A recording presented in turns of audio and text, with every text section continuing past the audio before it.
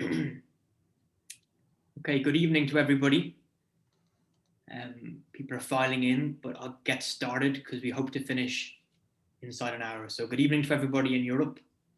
And again, good afternoon to those joining in North America. I hope you're all well. I'm also delighted that we have at least one participant joining from Ukraine, which is great. So it shows what you can do in the virtual world. So my name is Barry Colfer, and I'm a research fellow in politics at St Edmunds College at the University of Cambridge. And it's my great pleasure to introduce this next event in our Cambridge series on the future of the island of Ireland, where Neale Richmond TD will present his paper, Towards a New Ireland. We're delighted to see such great numbers in attendance again, and thanks for being with us. Before handing you over to Neale, I want to mention a few items of housekeeping. So we're delighted to be continuing this series over the coming months, and I'll provide details at the end of the session today about some upcoming events that we have, so stay tuned. But crucially, if you'd like to be kept informed about future events in the series, please send me a short email. I'll share it in the chat in a moment, BC348. You can let me know if you'd like to receive details of the upcoming events. So as before, we want to finish in an hour. So I'm going to introduce Neale in a moment, and then he'll speak for about 20 minutes. I'll start clearing my throat loudly, or I'll reach for the mute button if he exceeds this time, as we have agreed. And Neale's paper, Towards a New Ireland, is available online, and I'll also share a link in the chat here in a few moments. So Neale's intervention will be followed by a 10-minute discussion with Professor Eugenio Biagini, who's Professor of Modern and Contemporary History at Cambridge, which should allow about 25 minutes for questions and answers. Some of you have submitted questions already, and the chat function is enabled. So as always, please use it to submit further questions. I'll be looking at it for the next 30 minutes, and I'll try to get through as many questions as possible with Neale in the time that we have. So therefore, I'd ask you to please keep your questions as short and to the point as you can manage. And please state your affiliation if you have one, and if you think it's relevant. So without further ado, Neale Richmond is the Fine Gael TD for the Dublin Rathdown constituency, and is the Fine Gael spokesman on European affairs, sitting on the European Affairs and Finance Committees in the House of the Oireachtas. Neale was elected to Shannon Éireann in 2016 on the Labour panel, where he was the Fine Gael spokesman on European affairs and the chairperson of the Brexit Committee. And Neale indeed was featured prominently in national and international discourse regarding the UK's departure from the EU, as many of you will know. Prior to this, Neale was the county councillor for 7 years and was a member of the EU's Committee of the Regions, where he was the leader of the Irish delegation. A graduate of UCD, Neale worked in the European Parliament and in the Oireachtas as a parliamentary assistant, before working as a project manager for European Movement Ireland. Neale, thank you very much for being with us, and you have 20 minutes. Thanks so much, Barry, for that very kind introduction. And more importantly, I'd like to thank yourself, Eugenio, and your colleagues for the invitation to present as part of this really interesting and energizing series. Before I come to my paper, I think it should be noted for the audience to congratulate you, Barry, and your dear wife on the recent addition to your family. And I look forward to the next generation, perhaps not interrupting this call, but maybe as by power of osmosis, taking in some of these thoughts. And when their first word is backstop or something, I'll take full blame for that. The paper that Barry has referred to, hopefully it's available there. I'm not going to read it out because it's 10,000 words. And I think in 20 minutes that would be speed reading to another task. But within it, I tried to chart out my personal opinion, not necessarily the opinion of my party, of where I believe we should be going and in what direction and why on this island. It's very important that before I get into some of the nitty-gritty, we have to acknowledge that relations at the moment are strained on this island, particularly in Northern Ireland, and it would be ignorant of me not to refer to recent disturbing violent scenes on the streets of Belfast and indeed in Coleraine and Derry. However, I don't think that those scenes are typical of the Northern Ireland so many of us know on this call, and they're certainly not a lurch back to a very dark period on this island's history. We have moved forward, we're staying forward, and it is the generational obligation of those of us born during the Good Friday Agreement process and who've lived the majority of our life in peace to make sure that we never go back. However, all that taken into account doesn't mean that we can't lay out quite clearly our own personal opinions about where we'd like to see this island go in the future.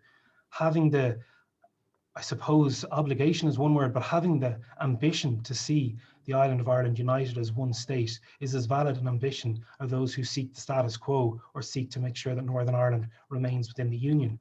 We should never be afraid to state what our own personal aspiration is, while still putting into a context that we respect the aspirations of others and are willing, more importantly, to discuss the contemporary troubles that face us. And therefore, I think it's very important. I'm going to divide my remarks into 3 key points over the next few minutes. And the first point, I think, is the most important. We've not won the peace that the Good Friday Agreement has allowed for. Yes, the violence has stopped. The harrowing scenes that many of us grew up watching on television are not being repeated, but we haven't had the level of engagement on a north, south, east, west, or inter-community basis that we really should have, that we owe the people who made so many political, personal, and emotional sacrifices to craft the Good Friday Agreement. And that's why I strongly believe in the initiative launched by Taoiseach Micheál Martin, who's not from my party, of the shared island approach. And that's why I think this shared island approach is so very important. We need to bring people together by every forum. I'll talk about the politics and I'll be critical of my own vocation in a second, but that goes everywhere, be it in terms of education, economics, society, religion, culture. We have to provide the space, the initiative, the funding, and the incentive to ensure that conversations are continuously happening, that those who seek to put up roadblocks in the way of dialogue and compromise aren't allowed to win out. Constant, exhaustive dialogue. But beyond that, quite simply, how many people from Dublin have ever considered going to the North Coast for their summer holidays? How many people have gone up to Ravenhill for a rugby match? How many people who live in Larne or in Belfast have come down to the South Bar to go to the airport? How many people do business on a north-south basis? How many people consider going to third level in the north and vice versa? I think we'll find that we are grossly underachieving the potential that lies there. And the second thing that requires immediate addressing is the political discourse. We are not maximizing the potential that the institutions of the Good Friday Agreement provide for. Be it the North-South Ministerial Council that didn't happen last week on transport because a unionist representative couldn't come, be it the British-Irish Intergovernmental Council that still hasn't been called, that hasn't sat since 2018, despite everything that's gone on this island and on these islands. Are we ensuring that the British-Irish Parliamentary Assembly, the British-Irish Council, the North-South Parliamentary Association are absolutely doing their utmost to ensure that relations on this island are being maximised? I don't believe they are. And I think part of that, the large part of that, is down to politicians like myself in the South that after 1998 simply thought too much in Northern Ireland was sorted. It was no longer our responsibility or our interest, but it is our responsibility. It is our interest. And the last 4 or 5 years have highlighted the clear differences on this island and the fact that politicians to the fore have not played their part sufficiently. I'm as critical of my own party as I have myself and every other politician. And I think when we look forward to possibly discussing a border poll or the potential reunification of our island, it is absolute folly to think that we can do that without first addressing the gaps in terms of building a shared island and maximising the institutions of the Good Friday Agreement. And equally, whether you aspire for a united Ireland or you aspire for the status quo or indeed even possibly a closer relationship with Great Britain, then it is our absolute responsibility to maximise the tools right now. In order to achieve a united Ireland, we have to exhaust the tools in front of us. But in order to achieve the status quo, we have to exhaust them too. It is in everybody's interest, and nothing should stop that. Nobody should balk away from the conversation or fail to take their seat at the table because the other people around that table have a different constitutional aspiration. I'm quite frank in my constitutional aspiration. I do seek a united Ireland, and within this paper, I detail what my vision of a united Ireland would look like. But in order to achieve that, we have to address those two issues. And one thing that I think, and what I've tried to labour in this paper, is that simply declaring a border poll necessary or rushing towards a border poll is counterproductive. The greatest lesson we need to learn from the Brexit referendum is that having a vote without knowing exactly what the consequence is absolutely foolhardy. If we are to ever have a border poll on this island, we need to be clear with everyone what they're voting for. It isn't some sort of emotional, aspirational concept. It's a very real and practical scenario. And that's why I've put through very little emphasis on this paper on emotive things like flags or a national anthem. I said that perhaps they should be the cherry on the cake, but really they need to be left to last. But how do we achieve a border poll? What happens? Well, it's ensuring that the Good Friday Agreement is absolutely our guiding star and our Bible in any sort of process. And we have to accept that a border poll will only come when the Secretary of State for Northern Ireland deems it necessary. That could come at any stage. The dynamics are changing. A DUP MP himself recently said that no longer are unionists or nationalists or anyone in a majority. There is no majority in Northern Ireland at the moment, and that can change. We'll see what elections bring, and we'll see what the opinion of the Secretary of State will decide. Brexit and indeed the pandemic has changed anything. So when we look at the process, when we get a very clear decision from the Secretary of State, we need to be able to react straight away. It can't just be, oh, by the way, election results have said there's a majority now in Northern Ireland in favour of nationalists, that they'd be in favour of a border poll, let's have one. And all of a sudden, we're thrown into a panic about, well, what are we talking about? What are we doing? Is this an advisory referendum? What's the process?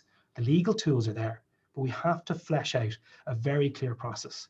A border poll is defined, then it should be the responsibility of both the Secretary of State of Northern Ireland and the Minister for Foreign Affairs of the Irish government to set and train the deliberative process that will present a question that the people will decide on. A process, I argue, that should begin with the appointment of an electoral commission chaired by an independent external chair, possibly from somewhere like Canada, a common law jurisdiction. We look at the role that someone like General de Chastelain did during the peace process. It's a good example. And then we will hold a citizens' assembly. The citizens' assembly process has worked very well in this jurisdiction. It's taken two of the most emotive issues in terms of abortion rights and marriage equality in the last decade and provided a very clear pathway for a referendum. It allowed people to voice their concerns, removed from politicians, professional politicians who are going to seek to portray an argument for various reasons. It brings a fair representation of people from every demographic, from all parts of this island, and goes through the really meaty issues, some of which I've touched on. I'm not going to go through the detail of them all, but what sort of education system are we going to have? Are we going to have A levels? Are we going to have the Leaving Cert? Are we going to have the International Baccalaureate? How are we going to have a health system that meets the demands and the requirements and the aspirations of everyone on this island? How do we ensure that identity is protected? How do we ensure that if we have a united Ireland, the former unionist, now British minority will have absolutely every single one of their rights respected and maintained? That it's not just a token few gestures here and there, but it's a genuine delivery to them to ensure that, okay, they're not going to vote for United Ireland. I wouldn't expect a unionist to do that, but that this is a welcome place, a warm place. How do we learn from the mistakes perhaps made by the early Irish Free State? Many people once said home rule would be Rome rule. They were right. But we have to counter those arguments because it'll become the responsibilities of the politicians to sell that dream, to sell that narrative. After it goes to the parliamentary or the Citizens' Assembly, it's quite clear, I make the clear point that it should go to 3 parliamentary committees: the Executive Committee of the Assembly in Stormont, the Northern Irish Affairs Committee in Westminster, and the Good Friday Agreement Implementation Committee in the Oireachtas, before going to back to the Citizens' Assembly, and then to the Minister for Foreign Affairs and the Secretary of State, that this is the clear question. This is the referendum. You put it to the people in both jurisdictions. Do you want a united Ireland? Yes or no? And the united Ireland you are voting for looks exactly like this. It's not an aspiration. It's a very clear, methodical presentation. I don't necessarily refer to it as a united Ireland. I refer to it as a new Ireland, because it is my strong belief that we can do better. Simply extending the Irish state to include the 6 counties of Northern Ireland is not good enough. It's something that would breed resentment and Lord knows what else. But equally, who are we to believe that the Irish state is somehow a better place than Northern Ireland at the moment? Many would argue the different, particularly those who've got their COVID vaccines. How can we sell something that's better? Because the whole point of envisaging a new Ireland is that it is a better place, a warmer place, a happier place that provides for genuine equality of opportunity for all the 7 million citizens living on this island, regardless if they're Irish, British, both, EU citizens, or whatever else. There are so many more issues that present themselves and so many more discussions. Lots of people will get lost on one particular issue, but the general theme is we have to aspire for better. And we're not aspiring for better for our children, like Barry's young child in the room next door, indeed my daughter who turns a year next week. But we're aspiring for now as well. And that's why constant dialogue and engagement and conversation now is the priority. We can talk about our constitutional aspirations, but the bricks and mortar of the relationships, of every relationship on this island and these islands, needs immediate attention and requires everyone to buy in to the project that has been a great achievement over the last 20 years. I'm going to wrap up a little earlier there, Eugenio, and hand back to you. I'm happy to take any questions from yourself or indeed the floor, because I think we have a lot to discuss. Thank you, Neale. This has been a very clear and admirable presentation, which has raised issues for all of us to consider. And what I'm going to do now is more raising some questions rather than providing a proper or systematic response. To begin with, there is the question of the extent to which we can take for granted any particular set of positions in the North or anywhere else. You say we would not never expect the Unionists to vote for a united Ireland. But are there not really situations under which you would expect, or you might expect, a sizable proportion of the Unionist population to do so? I'm thinking, for example, of the outcome of the elections in Scotland in May, or the potential breakup of Great Britain itself, and what this might say to the citizens of the residents of Northern Ireland about the future of the province, and indeed the relationship between the province and the Republic. Perhaps we can start from this point, and then I'll come up with some other questions as we go along. Thank you, Eugenio. And I think we have to be quite clear. A unionist, by definition, wants Northern Ireland to remain in the United Kingdom. They believe in the United Kingdom of Great Britain and Northern Ireland. That is valid an aspiration as anything that I might profess in this talk, or anyone on this island. And their status as a unionist will not diminish based on what's happening in other jurisdictions. I think a more wider question is, well, how do you convince those who don't identify as either unionist or nationalist, the growing middle in Northern Ireland? And something that's forgotten regularly is that there's 300,000 British citizens in this state. And how do we convince people in this state, in Ireland, that a united Ireland is in their interests? How do we sell the prospect of a changing dynamic in the balance of the economic payments, but how do we also sell the notion of upwards of potentially 1 million British people being a significant minority in any new Ireland? It's a very difficult process, but we have to make sure that those are welcome. I've heard certain unionists, including arguably the leader of political unionism, say that they would leave this island if that a united Ireland ever happened.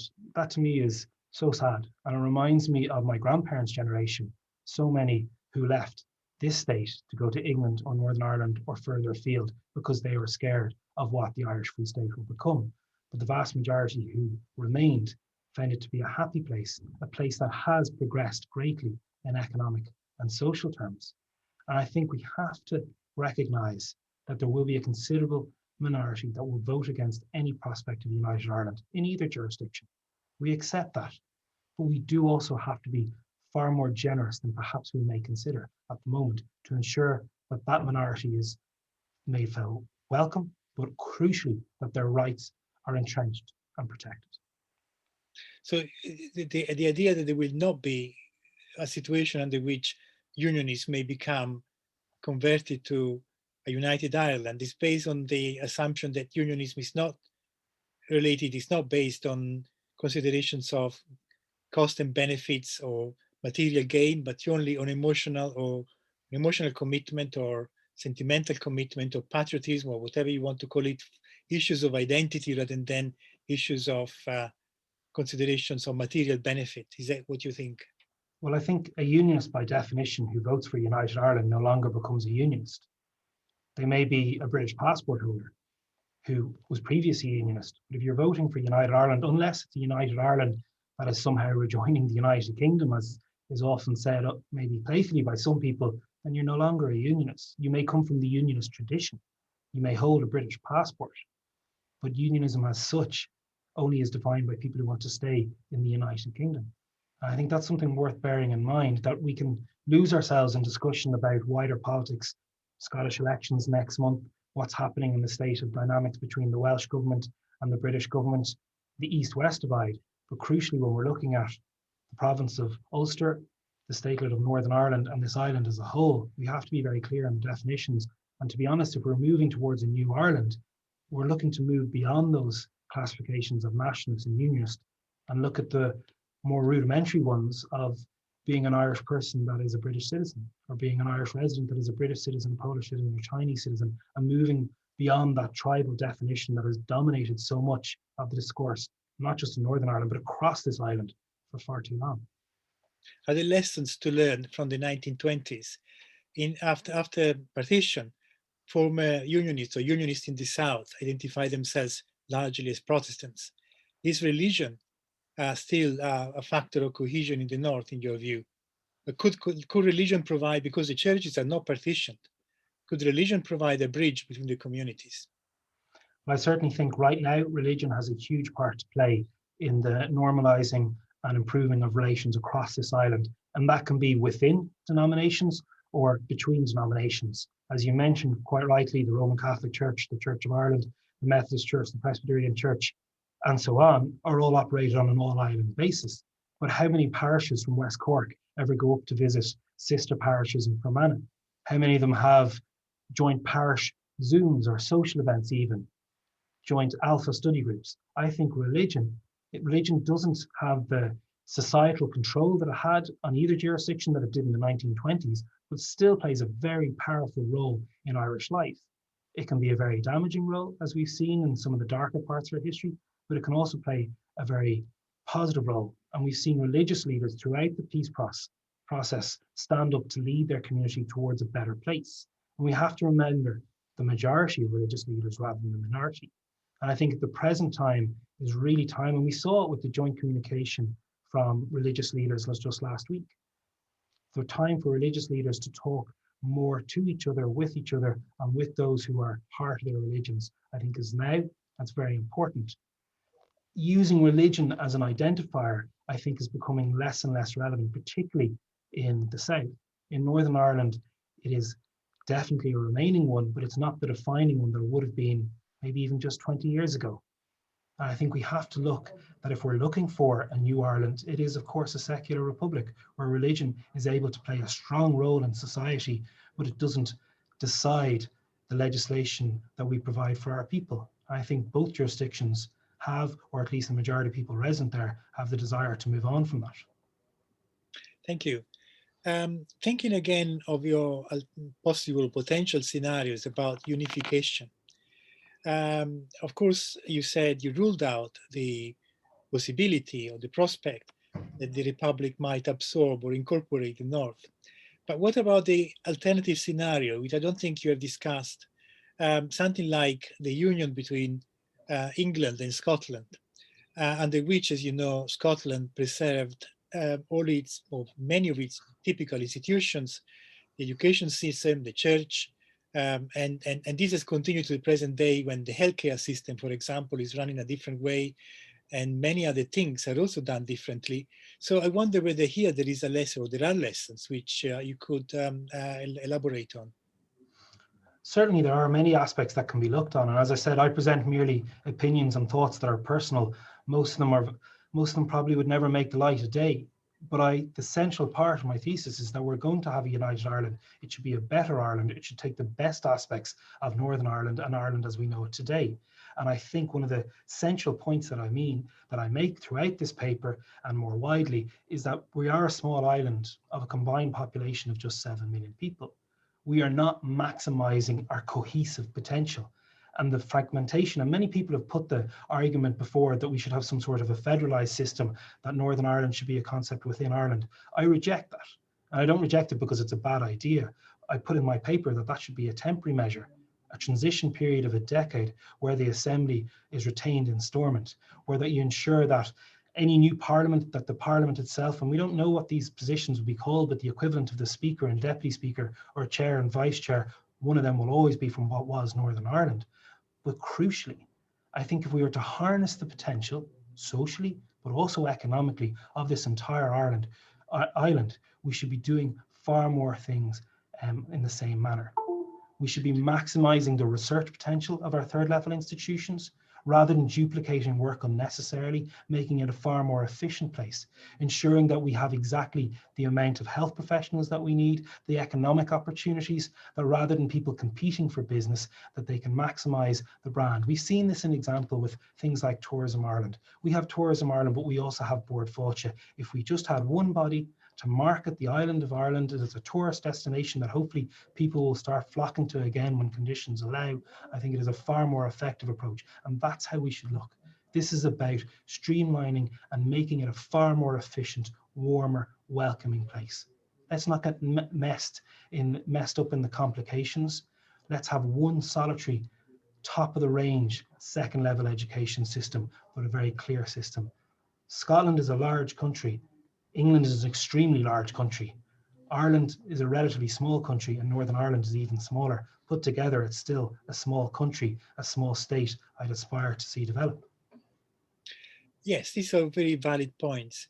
There are, however, other examples. For example, in Belgium, the Flemish part of Belgium retains quite a number of distinctive institutions and funding schemes and research grants councils which support education in a specific way, which is peculiar to the Flanders and not to the southern part of Belgium. Are there lessons to learn? It's not diversity in many cases conducive to progress and dynamism more than unification? I think Belgium is a very interesting example of perhaps sometimes what not to do. The whole idea is presenting a new Ireland, a united Ireland, where we harness all the positives of both existing jurisdictions, rather than entrenching division that sees a country go for upwards of 500 days without choosing a government, that sees separation parties excelling in elections, that sees a country, which I used to call home, not operating to the full of its potential in the benefits of its people. Bearing in mind that Belgium has three very distinct defined ethnic minorities in terms of the Flemings, the Walloons, and the smaller German minority, but also then the very increasingly new Belgian population, the immigrant population, and of course the likes of myself and Barry, who used to hang around the European institutions as a distinct population as well. It's a little bit different in Ireland. We largely share the same language. We still have the same legal system, a common law jurisdiction, and we have a shared cultural identity whereby there's far more in common in this island than there is that divides us. And if we are to harness the true potential of this nation in its widest sense, we should be doing far more together rather than in competition. One last question before we open to the floor.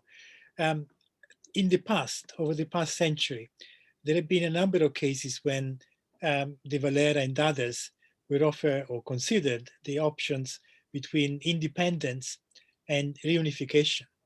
And consistently, they prioritized the independence of the South instead of making concessions which might be leading to unification.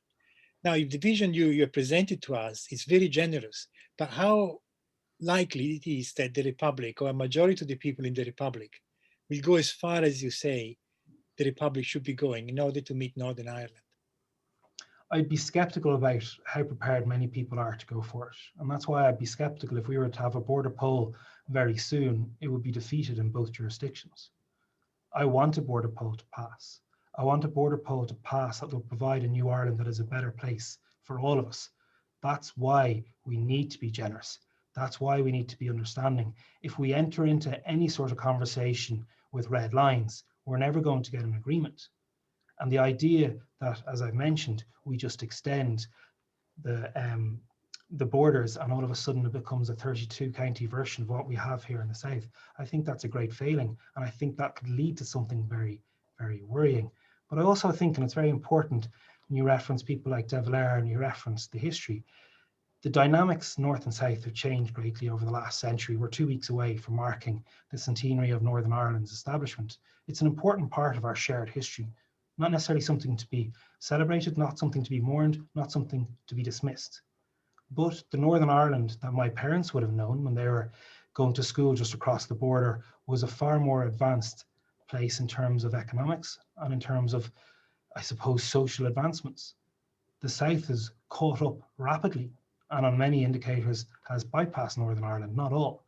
And I think we have a situation where we have two jurisdictions that for too much of daily life activities are either competing against each other or have no real desire or means to integrate. But I think the opportunity there is there to do that. And we can do that now, immediately, without the inevitable declaration of a united Ireland, even though that is what I personally strongly not only aspire to, but intend to work for as long as I'm in elected politics. Thank you. Barry? Fantastic. Thank you very much to Neale and Eugenio, and thank you to all of you for your abundance of questions. I've done my very best, but apologies to those of you who will be disappointed. I will make sure any questions we've received will be sent to Neale in any event. Neale, I've tried to group questions under 4 headings. Firstly, broadly about a border poll, some questions about international relations, questions about unionism, and then some questions about public policy. So I'm going to start with 2 questions together. They're both from attendees from the Alliance Party.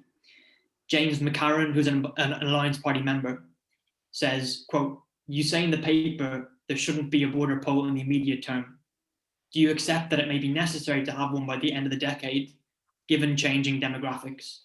And he references the growing middle ground. Secondly, from John Cushnahan, former leader of the Alliance Party and former Fine Gael MEP, asks, "Would you not agree, Neale, that a prerequisite for a border poll is that the Good Friday Agreement is fully implemented, which in my view it is not, and such a poll is preceded by a fully functioning Northern Ireland power sharing executive for 2 decades instead of what is happening at the moment, reeling from crisis to crisis?" The lights are on automatic timers. That's why I've waved dramatically. I wasn't dismissing John's extremely valid question, and I've always been so grateful to John for his generosity with me and other aspiring politicians, both within the Fine Gael and Alliance fold. But I'll go to James's question. Yes, I do accept it may be necessary, and that's why I do believe we need to have a concrete plan that if the Secretary of State decides a border poll is necessary, that we know what we're going to do. Do I think it's necessarily a good thing to have a border poll hanging over us without any planning? No. Do I think it'll pass without some serious amount of work? No. When John's point ties into that, the prerequisite is the full operational functioning of the Good Friday Agreement. It's clear the Good Friday Agreement isn't fully operational. It never has been. And how many times has the Assembly collapsed over the last 2 decades? And we were very aware of that. But ultimately, as James points out, John, if the demographics and desire change in Northern Ireland, the Secretary of State will make that decision. It won't be you or I, it'll be the Secretary of State. But it behoves any representative on this island, particularly one from a government party like myself, to ensure that we put across what a coherent plan if a border poll is put upon us. My central point of this document is not about a border poll. It's not about what comes after. It's what we can do right now. It's how we exhaust the institutions of the Good Friday Agreement and how we maximize the potential of the Shared Island Institute. That has to be the focus first and foremost. And no one should be threatened by the prospect of a border poll when we're trying to make conditions for everyone on this island better right now. Fantastic. The second group of questions I'll ask you about, Neale, pertain to things in the broadly international space. The first one is from Martina Devlin from Ireland's Future, Taiki na Éireann. Martina asks, "It's expected there will be a strongly pro-independence majority vote in the Scottish Parliament after May 6th. Nobody believes Westminster, quote, will be able indefinitely to deny the Scots a second vote. It's a question of when, not if. What impact," asks Martina, "will this have on the debate in Ireland regarding an Irish border poll in your view?" And perhaps reflect more just generally on the debate rather than the poll, given on your last remark. I'll fold in a second question, Neale, and a brief one. It comes from Colin Harvey. Colin asks, "Do you believe international external oversight would be required to promote confidence in the conduct of the referendum process in the North if it were to happen? And if so, what form might that take?" I appreciate now you've already reflected on the poll not being the major question, but still perhaps you could comment. No, they're very valid.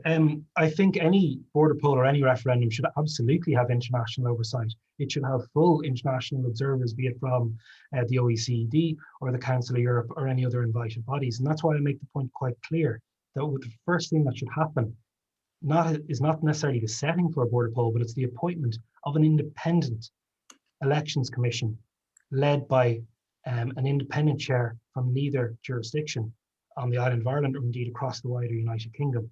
As I said, I referenced Canada for obvious comparisons. It could be from anywhere, but someone who's experienced in this, not necessarily a politician, perhaps a legal mind, a former judge or something similar. Bertie Ahern or Iar Taoiseach did a particularly powerful job in Papua New Guinea not so long ago.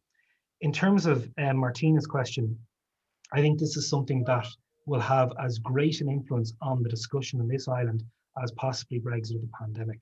There's very obvious reasons. I identify quite happily as an Ulster Scot. My mother's family are Grahams from Cavan, who initially came over from near Gretna, and my father's family were all Fannons, Latimers and Richmonds, who also came over from Scotland to Ulster, and that history that goes in. We are obsessed with Scottish politics. I'll put in a plug for a Zoom that I'm having on the Scottish elections in 3 weeks' time that you're all welcome to attend. Some of you may have attended one I had before Christmas. People will follow that debate. People in Ireland follow Scottish politics a lot more closely than many people would appreciate. Mm-hmm. Equally, people in Northern Ireland see a lot more connections. People in Ulster more widely see a lot more connections with their cousins in Scotland and perhaps others across this island, or indeed perhaps people in England see with Scotland.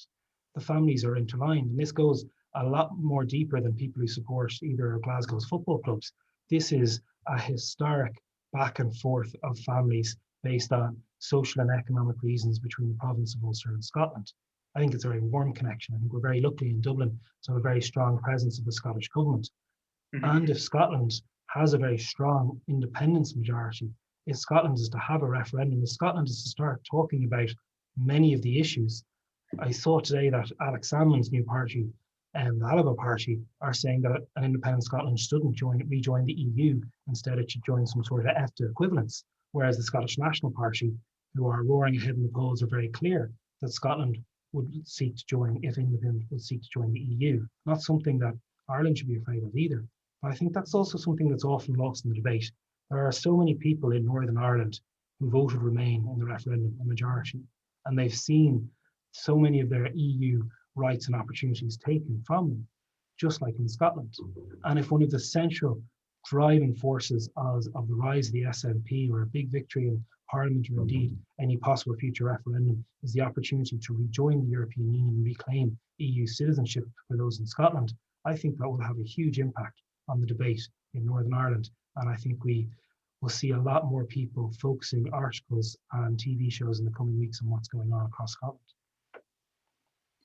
Excellent. Neale, I'm going to move on to the third and without doubt the biggest group of questions, and they pertain very loosely to unionism. In your paper, you argue that we must first focus on creating a shared island by building relationships across communities and by truly maximising the institutions provided for by the Good Friday Agreement, as you set out clearly. Prefacing these questions, Professor Deirdre Heenan from UU asks, where she says, unionists refuse to participate in shared island discussions, which they view as hastening their own demise.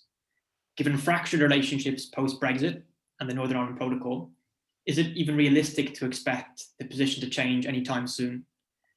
Very relatedly, a subsequent question from Emma McCardle. Emma has said that we need to discuss, Neale has said that we need to discuss the issue of United Ireland through dialogue. But if unionism doesn't want to engage, what does he suggest? Yeah, and the two questions are very strongly related for obvious reasons. And this is one of the great difficulties.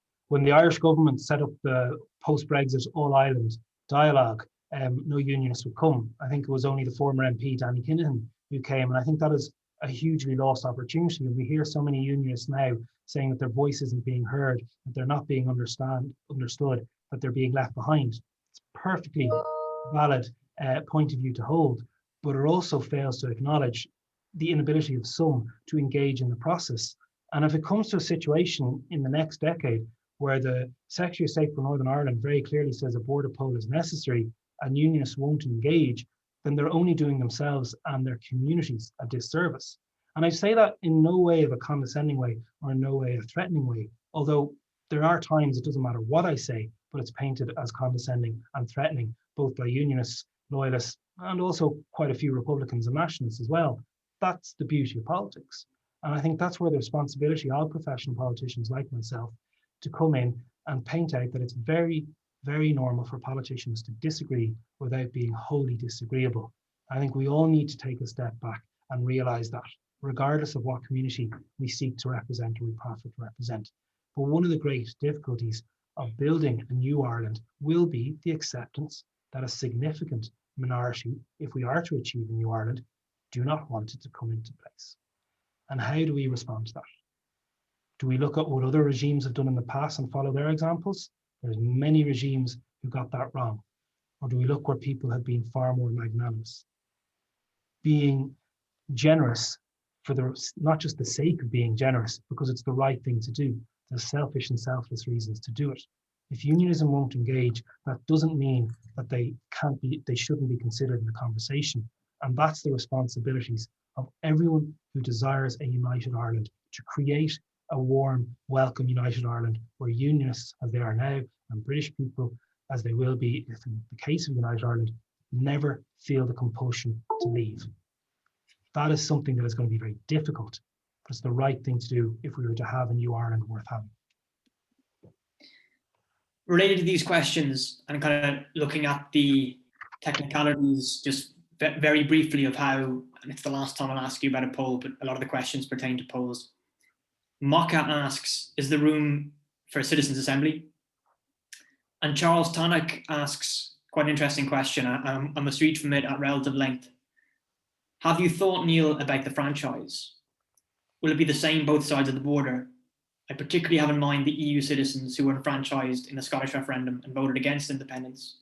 But I suspect both post-Brexit they will switch their vote, which may be a critical number. In Brexit, the disenfranchisement of EU citizens in the UK, most UK citizens living in the EU, and the Commonwealth vote caused a lot of resentment. It was skewed towards Brexit. Kind of at length there, but if you want to reflect on the scope for a citizens' assembly and who will be enfranchised in such a vote if it were to happen. No more questions about the poll then. Well, I think the citizens' assembly is a very central part to any possible border poll, and I think it's been shown to work in this jurisdiction anyway, and we already see the Scottish government leaning on people like Dr. David Farrell from UCD to show how this can work in other examples. And I think we have to be very ambitious for this citizens' assembly. It's going to have an awful lot of work, and we have to seek an assembly made up of people who are representative of every aspect of society. There's a crude, sort of corporate marketing approach of making sure we get each demographic tied off, like anyone who's ever read a YouGov poll or a Red C poll, but that's very much part of it, because a lot of people won't voice an opinion on this. They may vote with an opinion, or they won't feel like that, as people have said, they're included in the conversation. My good friend Charles asked a brilliant question about franchise, which I didn't touch on because I could have written 10,000 words on the franchise alone. And what I'm going to go through now is my own personal aspiration that's out of sync probably with my own political party, but certainly with electoral law as it stands in Ireland. So there is a fair chance that before to have a referendum, we may even need to have a referendum, or we may have to define this poll as something different, because the franchise is very rigid in Ireland. As I've mentioned in other answers, we have a lot of referenda in this jurisdiction, and it's quite clear the only people entitled to vote in referenda or presidential elections in this state are Irish citizens. For a general election, British and Irish citizens are entitled to vote. For a European election, any EU citizens entitled to vote. And for a local election, anyone here legally is entitled to vote. And if that wasn't cute and confusing enough, we do have a provision under the Electoral Act of 1984 that any EU citizen could vote in a general election if their own host original member state extended that franchise to Irish citizens. So like in the Dutch elections last month, if the Dutch government had said, yes, we're going to allow Irish citizens to vote in a general election, in the next Irish election, which I hope will be at least 4 years away, as does my wife and mortgage provider, that could be extended to Dutch citizens as well. Now, I think we should be better than that. I think we should be ambitious and we should be courageous. Personally, and I've said this and it's quite controversial, I think that for a start, the voting age should be 16. I've been saying that for the last 5 years. I've come very full circle on that, being very set on 18. But I saw when I ran a voter registration drive for the marriage equality referendum, when I saw 150 soon to be 18-year-olds queue up to register, that I saw the power that this has. And a question like this goes so much further than any referendum we possibly had before in this jurisdiction. It is my personal opinion that anyone here legally resident, British or Irish citizen, should be entitled to vote, that we should agree a common franchise in Northern Ireland and the Republic. That's going to be one of the really difficult discussions. So just to be clear, because I want to make sure anyone here as a permanent resident should have a say in this referendum. That includes EU citizens, British citizens, Irish citizens, and those who are over 16. I'm going to finish this group of questions by reading out something that you're normally not allowed. So it's a comment as opposed to a question, but I'm only joking. It's a question from Hugo McNeil, who's a great colleague. Hugo says, the Good Friday Agreement does talk about the possibility of a border poll being called, but the opening lines of the Good Friday Agreement focus on the need for reconciliation and mutual respect. Should that not be the absolute focus for now? That in itself will be a huge achievement and is very far from where we are now. I just say it because I think it's something you can probably relate to, and it's a very nice summation, I think, of at least part of your message. If you want to comment on that, Neale, please do, and then I'll move on to another question. Yes, absolutely. That should be the focus. But that doesn't prevent us discussing about what our own personal ambitions are. No unionist should ever be prevented from saying they want Northern Ireland to remain in the United Kingdom. No one who believes in United Ireland should be prevented from talking about it in any jurisdiction. But the political focus absolutely should be on reconciliation and building mutual respect. Mutual respect doesn't always go both ways, but that's the important thing and the responsible thing to do. And that's why I truly have said so many times, the focus has to be first and foremost on delivering on the shared island initiative that the Taoiseach has so generously provided for, and it's something that he has a very personal attachment for, and I'm very lucky that I pretty much ask him a question about it every second week at Leaders Question. But equally, maximising the institutions of the Good Friday Agreement. Those are the two things that need to be done, regardless if one aspires for United Ireland or the status quo. But that shouldn't ever stop anyone talking about how we can make this island, this country, this nation better, in their opinion. Excellent. There are two interesting questions, Neale, on domestic politics in Ireland, which I'm going to ask together. The first comes from Conor Devine.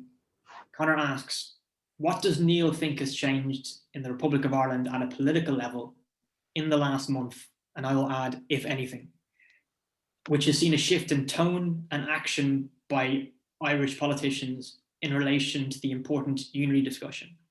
I kind of have a sense of that question. I think it's a good one. Do you think anything's shifted in the past 5 or 6 weeks in very recent times? The second question, Neale, comes from Angus Hannon. Angus asks, what is the carrot for voters in the South to vote for United Ireland? What is the incentive? The whole tone of the debate is to persuade the Unionists. Yeah, and that's a really good point. I suppose, Conor, there's a short-term and a longer-term political shift, and I'll mention both respectfully. But I think anyone who has access to RTE that saw the Claire Byrne discussion a couple of weeks ago, that had Mary Lou McDonald and the Taoiseach sitting beside each other, and a cast of characters from various political backgrounds, saw the prospect of United Ireland, in my opinion, being discussed in a manner that had never been done before. I think that was very refreshing, and I think it was something that perhaps gave an insight into the difficulties and the challenges that lie ahead. And I think we should have more of those discussions. More so, and this is something that's been happening a while, I think there's been a slight generational shift. So my parents, who are sadly no longer with us, would have never countenanced the prospect of a United Ireland. It just wouldn't have been something that crossed their desk. And we have an awful lot of family in Northern Ireland, so they would have been people who would have spent a lot of time crossing the border. They felt that discussion was only ever talked about in hushed tones and in back rooms, and it was parked.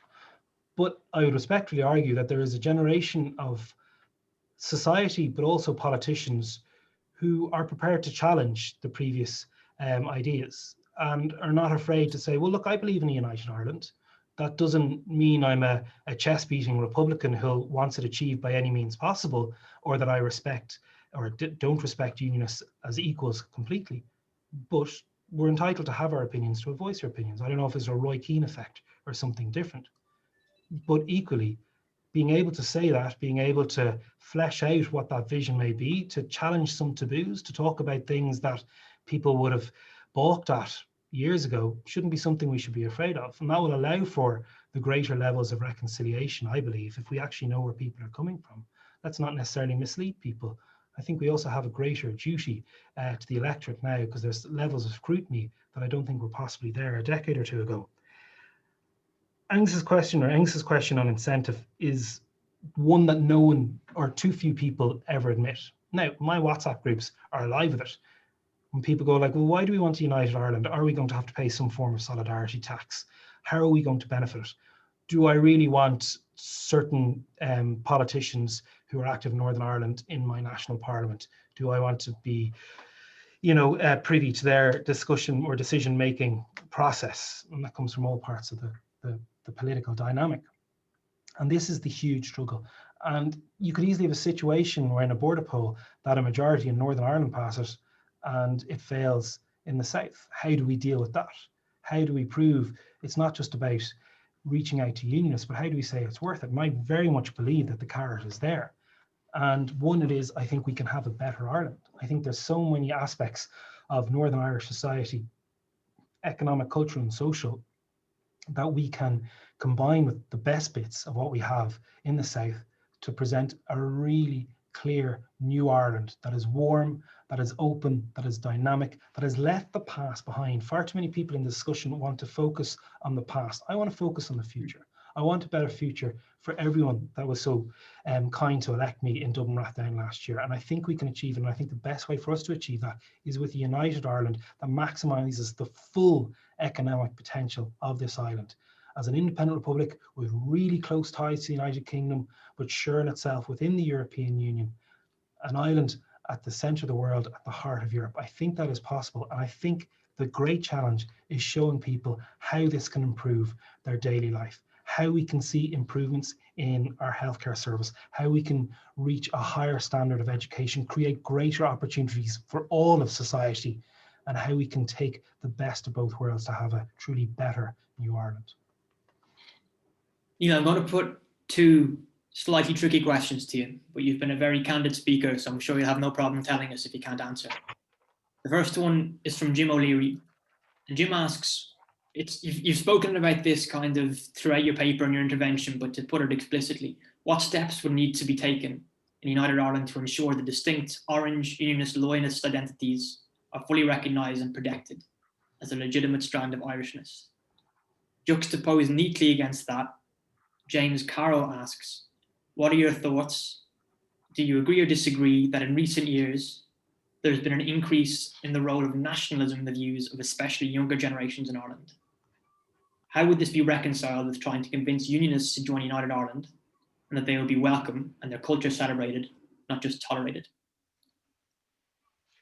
Yeah, Jim's question, thanks Jim, it's always your closest friends who give you the hardest questions.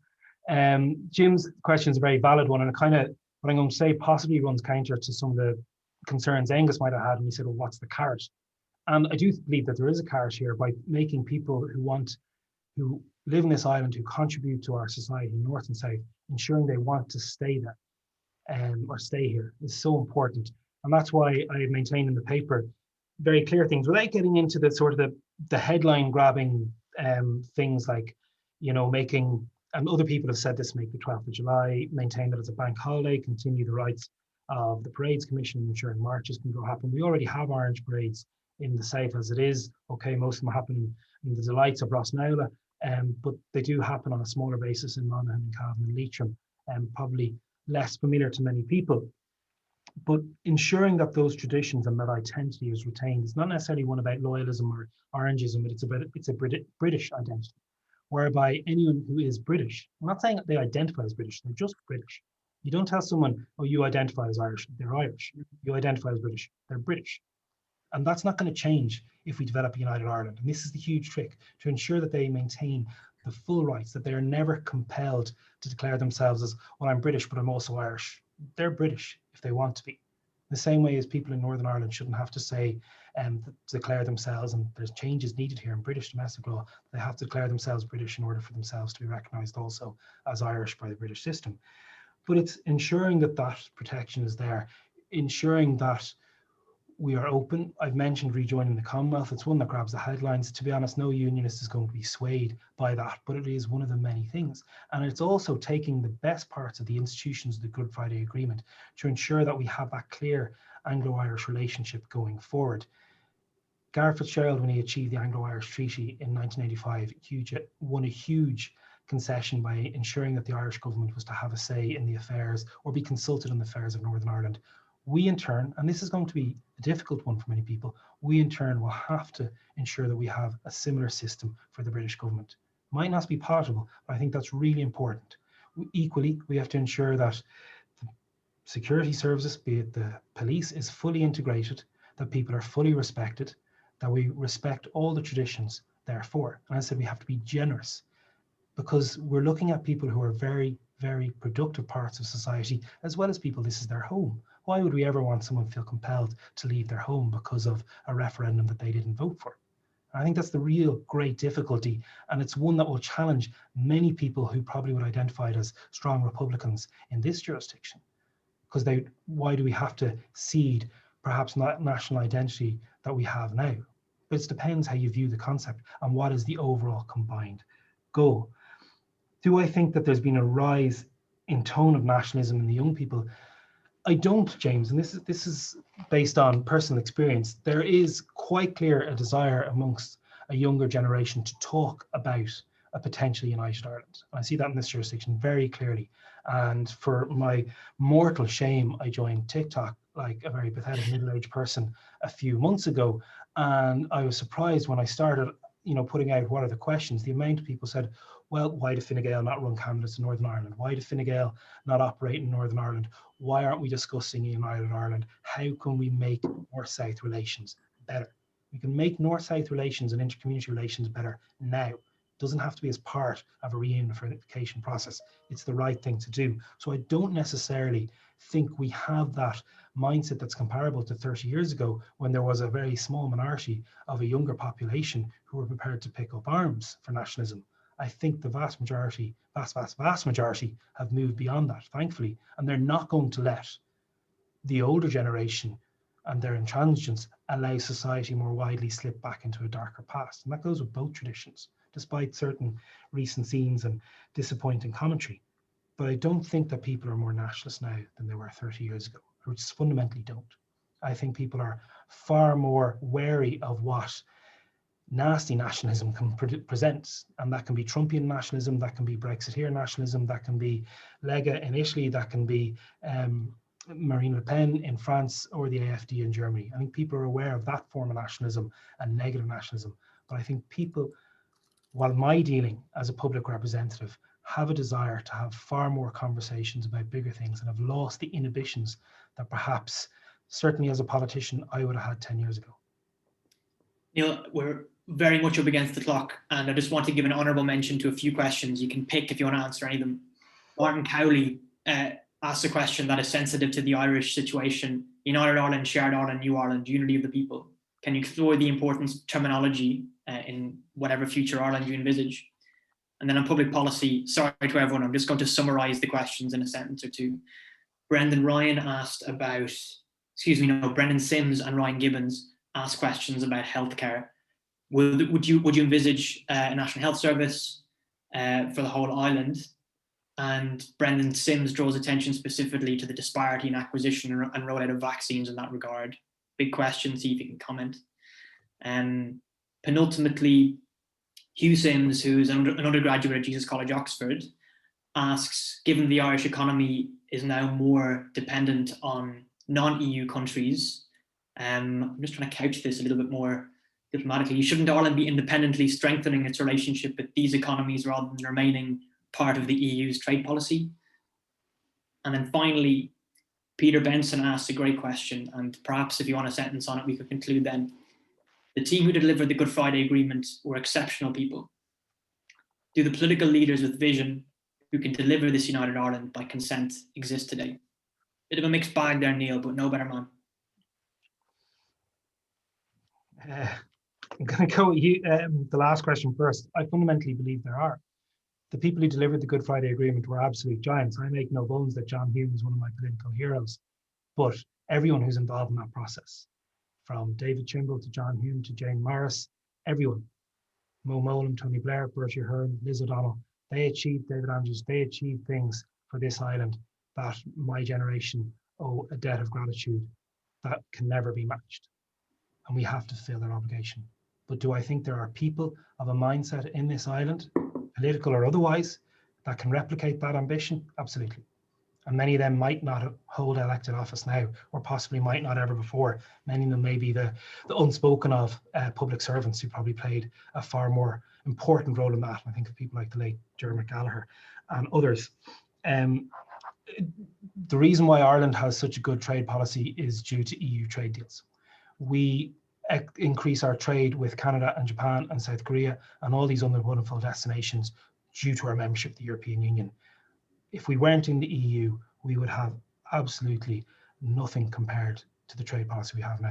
When Ireland joined the EEC in 1973, 55% of our exports went to Great Britain. That's down to about 11%, give or take, on any given quarter. That's because of the European process. Why would we leave that? In relation to vaccine rollout, again, you know, the reason why Ireland is having access to 500,000 more Pfizer vaccines this quarter is through our membership of the European Union. I think over 20% of our adult populations got their first dose. I think ultimately by the time Northern Ireland and Ireland reach the sort of herd immunity phase, will be more or less within the same time. But I fundamentally believe we do need a better health system in this country, and I acknowledge that that sounds very gauche coming from someone who's been a member of a party that's been in government for the last decade. I'm not going to just ignore that and say, look, it's all new, forget all that, like a Men in Black clip. We need to do better. The pandemic has highlighted the great problems in our health system that many have been talking about for years. And we need to look at other jurisdictions once again, but we need to have the investment. And the crucial point about why I think that would be better to do in United Ireland is, again, pooling the resources, making it more efficient, ensuring that we have the specialists that we need where we need them. Why spend double the money on duplicate the offerings if we don't need them? We can have a much better health system that, of course, is free of entry. We need to be ambitious. And lots of people will hammer me going like, oh, that's ironic coming from a self-professed centre-right politician from Fine Gael, but I truly believe in a strong, free at the point of entry National Health Service for our United Ireland. That is one of the great carrots for those of us in the South to replicate that. Terminology, Martin, is exploring the importance in, okay, we're 3 minutes over time. In -3 minutes is extremely difficult. You could write a paper in it. But I think we have to be very careful. And I think that happens right now. And I think when people constantly talk about things like the 6 counties or the north of Ireland and not give it its proper title of Northern Ireland, I think we need to be a bit more realistic. The same way when people refer to Southern Ireland or ERA incorrectly or the Republic of Ireland, we have to be quite clear about what the definition of states are and roles are. But equally, when we're talking about community, we can't just label every Protestant as a unionist or say that every Roman Catholic in Northern Ireland would be a nationalist or vote for United Ireland. Or the fact is that there's a large part of the population now that don't have any religious identity. And I think terminology, it's something we could get lost on, just like symbols. But I think if we are able to prepare a vision of a new Ireland that addresses so many of the concerns that so many people have, I think we can get around that a lot quicker. And the people who get hung up obsessively on terminology and symbols and flags, for far too many of them, perhaps they're missing the wider point for the wider society. You know, the only reason why we're a handful of minutes over, it's completely my fault for putting so many questions to you, but it's an unusual position to be in where you actually answer all of the questions, and I really commend you for that. I've only been able to put a fraction of them to you, and as I said at the outset, I will share the questions that I didn't get to put to you after the meeting. So on behalf of everyone in the room, I think just to thank you so much for, I think, what was a really interesting, very candid and very honest and interesting intervention. So I just want to thank you for that and for your time. It's been a real pleasure to be able to put this paper together, and I'm very grateful for the guys, Fiona and Max, who work in my office, who've been extremely patient and contributed, because whilst these are all my opinions, they're able to get them across a lot better. But Barry, being able to put on a seminar like this with yourself and Eugenio, and having the privilege to address such an august college is a huge honour for me. as an individual as well as a public representative, but I think you're providing a space for discussion that's slightly semi-detached removed that I think is really welcome. I think it should be embraced. And the more discussions we have in every format, regardless of each other's beliefs, the more important it is for this shared vision of this island, regardless of what we identify with. And anyone in education, third level or second level, who is able to cope with a global pandemic, a newborn baby, and still continue with events like this, I'm an absolute awe to, and I'm extremely grateful for the honour to be here today. Thanks, Neale. It's very much reciprocated, and it's a perfect segue to my final sentence, which is to let everybody know that in keeping with the representative and attempt to be as inclusive as possible, we've lined up 2 more events this side of the summer. On the 12th of May, we'll have the pleasure of hearing from Lucinda Crichton, former Europe Minister. And on the 1st of June, we have the great pleasure to hear from Naomi Long, the sitting Justice Minister in Northern Ireland. And then over the summer, there should be an event with colleagues in America, specifically about the American angle. And then after the summer, we'll have the pleasure of the likes of Ian Marshall, Claire Hanna MP, and many others who've responded very graciously to our invitation. So the series will continue. And as I said from the outset, please reach out to me if you'd like to be included in the emails, because it's always a bit of a scattergun effect trying to get everybody included. So thank you very much for being with us. Sorry for taking an extra 6 minutes, and have a great rest of your evening. Good night.